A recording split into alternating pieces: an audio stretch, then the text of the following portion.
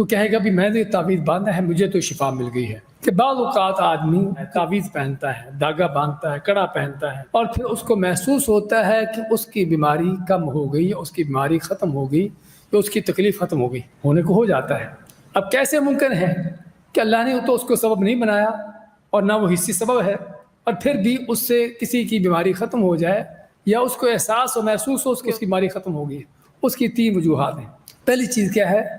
نفسیاتی شعور۔ کیا معنی ہے اس کا؟ ہاں، سوچتا ہے، اس کا مائنڈ ہوتا ہے کہ اس کے مائنڈ میں آتا ہے کہ اس سے شفا مل جاتی ہے۔ صرف اس کا ذہن ہے کہ میں یہ چیز کروں گا تو میری درد ختم ہو جائے گی، میری بیماری ختم ہو جائے گی۔ صرف اس کا ایک مائنڈ بنا ہوا ہے، اس کا ذہن پہلے سے بنا ہوا ہے، اور یہ چیز ہوتی ہے۔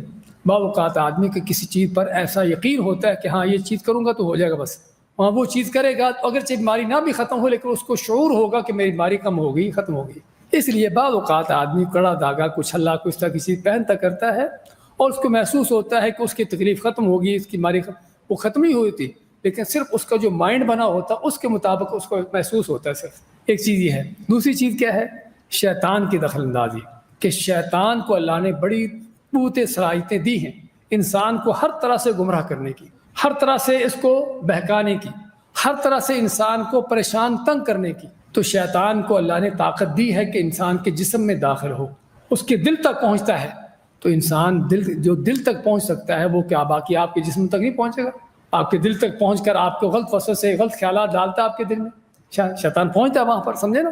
اسی طرح آپ کے کسی جسم کے کسی خاص حصے پر جا کر کیا ہے آپ کو تکلیف دیتا ہے۔ یہ آدمی جب کوئی تعویذ باندھتا ہے، کوئی اس طرح کے شرک کا کام کرتا ہے تو شیطان خوش ہو جاتا ہے، شیطان کا کام پورا ہو گیا۔ شیطان آپ سے یہی کام کروانا چاہتا ہے کہ آپ کو غلط کام کرو، آپ سے شرک کروانا چاہتا ہے۔ تو جب آدمی کو شرک کا کام کرتا ہے تو شیطان پھر خوش ہو کے کیا کرتا ہے؟ وہ تکلیف دینا چھوڑ دیتا ہے۔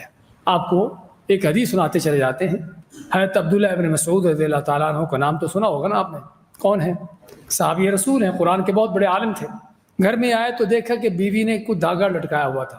انہوں نے پہلے تو ہاتھ ڈال کے دھاگا توڑا، کھینچا، توڑ دیا، اور میں کہ عبداللہ کے گھر والے یا اس کی بیوی کو شرک کرنے کی ضرورت نہیں ہے۔ تو بیوی نے کہا کہ میں تو فلاں یہودی کے پاس جاتی ہوں، میری آنکھ پھڑک رہی ہوتی ہے، بعض اوقات پھڑکتی ہے آنکھ، میری آنکھ پھڑک رہی ہوتی ہے، میں فلاں یہودی کے پاس جاتی ہوں اور یہودی کو منتر پڑتا ہے، یہودیوں کے جو کافروں کے منتر ہیں وہ منتر پڑتا ہے اور میری آنکھ پھڑکنا بند ہو جاتی ہے۔ تو اللہ کے نبی کے صحابی جن کو توحید کی سمجھ تھی کیا فرماتے ہیں کہ یہودی کے منتر شنتر کا کوئی اس سے تعلق نہیں ہے، وہ شیطان ہے کہ جو تمہاری آنکھ کو پھڑکا رہا ہوتا ہے۔ اب یہودی جب شرکیہ منتر پڑتا ہے تو شیطان کا کام پورا ہو جاتا ہے، وہ جو شرک اس نے کروانا ہوتا ہے کروا لیا اس نے، وہ آنکھ پھڑکانا بند کر دیتا ہے۔ اور یہ حقیقت ہے بھائیو کہ شیطان انسان کے جسم میں داخل ہو کر اس کو کوئی تکلیف دے رہا ہوتا ہے۔ آدمی جب کوئی شرکیہ کام کرتا ہے تعویذ جیسا، کڑے دھاگے جیسا، تو شیطان کا کام پورا ہو جاتا ہے، وہ تکلیف دینا بند کر دیتا ہے۔ عورت کو بچہ نہیں ہو رہا، 10 سال ہوئے شادی ہوئے، میڈیکل سے طرح طرح کے علاج کیے، آخر میں کوئی تعویذ، کوئی دھاگا، کوئی اس طرح کا شرکیہ کام کیا۔ اب شیطان نے کیا کیا ہوتا ہے؟ عورت کے رحم کو بند کیا ہوتا ہے، لاک لگا ہوتا ہے اس پر، بند کیا ہوتا ہے، بچہ کیسے پیدا ہو؟ تو جب آدمی کچھ اس طرح کا شرک کا کام کرتا ہے تو شیطان کا کام پورا ہو گیا۔ اب کیا ہے؟ وہ رحم کا جو بند کیا ہوا تو اس کو کھول دیتا ہے، اب بچہ پیدا ہو گیا، اور آدمی سمجھتا ہے کہ میں نے یہ تعویذ باندھا تھا تو بچہ پیدا ہوا ہے، سمجھے نا؟ یہ تعویذ باندھا ہے تو مجھے شفا ملی ہے، یہ دھاگا کڑا پہنا ہے تو مجھے شفا ملی ہے۔ آدمی سے یہ سمجھتا ہے۔ اس لیے میں چاہتا ہوں اس چیز کو مد نظر رکھیں کہ بعض اوقات آدمی غیر شرعی غلط کام کر کے بھی اس کو سمجھتا ہے کہ اسے شفا ملی، یا تو وہ ایک صرف اس کا مائنڈ ہوتا ہے، شعور ہوتا ہے، یا پھر اس کا شیطان ہوتا ہے جو اس کو تنگ کر رہا ہوتا ہے، تکلیف دے رہا ہوتا ہے، اور شیطان وہ تکلیف دینا بند کر دیتا ہے۔ تیسری چیز کیا ہے؟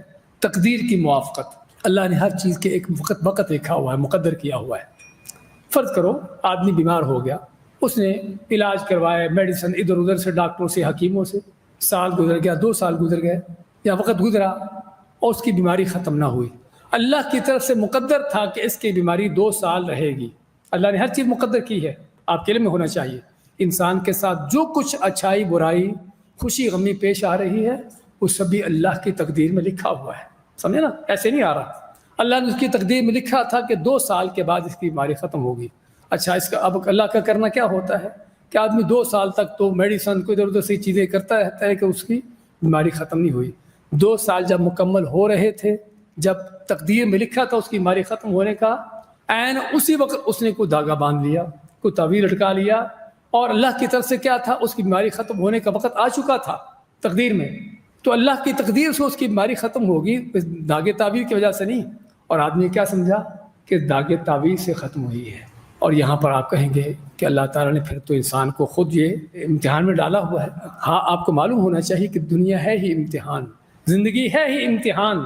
اللہ تعالیٰ امتحان لیتا ہے بندوں کا کہ کون ہے کہ جو مصیبتوں, مشکلات, پریشانیوں بھی اللہ کی توحید پر قائم رہتا ہے, اور کون ہے کہ جو اللہ کو چھوڑ کر اور اللہ کے حکم کو چھوڑ کر شرک کا کام کرتا ہے.